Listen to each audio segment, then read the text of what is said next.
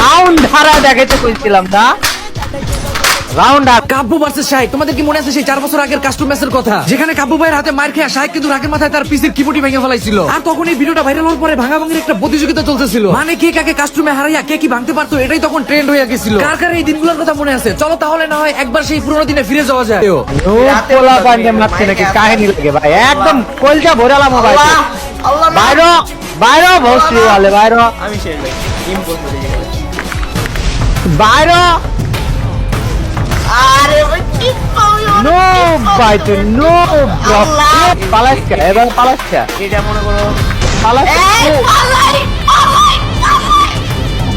আমারে তোমার এই শর্ট গেম তোমার শটগানের ওয়ান ট্যাপ মারছিস না এই ওয়ান ট্যাপ না শর্ট গেমের ওয়ান ট্যাপ দিও আমারে